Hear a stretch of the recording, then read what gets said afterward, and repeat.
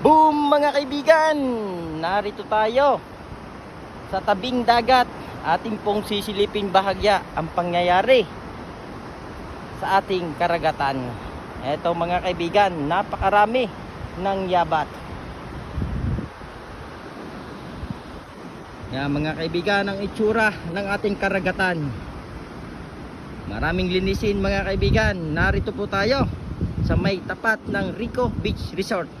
Mga kaibigan, eto mga kaibigan, malalang malala ito mga kaibigan ang pangyayari dito.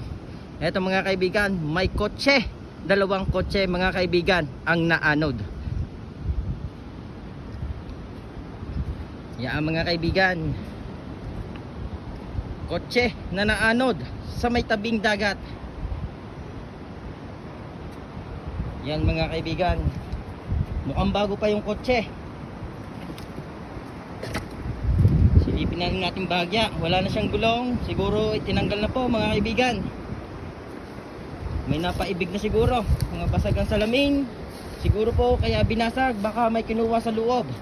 O mahalagang importante. Yan mga kaibigan, ang kotse. Dalawang kotse po to mga kaibigan. Ito po yung isa. Lubog na lubog. Durog na durog. Tagos na tagos mula sa puso.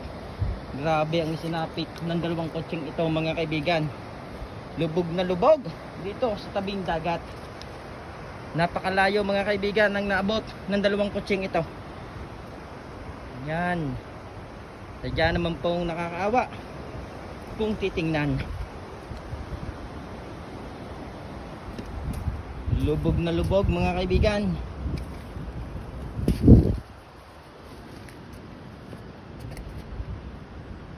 Yan mga kaibigan, ang sinapit ng dalawang kotse. Maraming mga sirang bubong mga kaibigan sa beaches. Yan, sa Rico Beach Resort. Yan, wasak na wasak mga kaibigan ang bubong ng kanilang beach. Ito po ang Salula Nipes na beach ang sinapit. Yan, kay paring Jomar Milan. Yan, sa Ninang Vilma. Ito po ang Villa Clavel. Yan, narito po tayo mga kaibigan sa may dulo upang silipin ang nangyari. Yan mga kaibigan, may dalawang kotse dito mga kaibigan.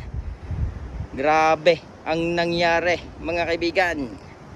So yon mga kaibigan, maraming salamat sa inyong panunood.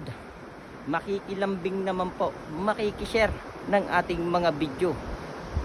Yan, ako po ay muli nagpapasalamat sa mga nag-share ng aking mga video. Yan, maraming salamat po. Yan. Hanggang sa muli mga kaibigan, ako'y magpapaalam na. Maraming salamat po.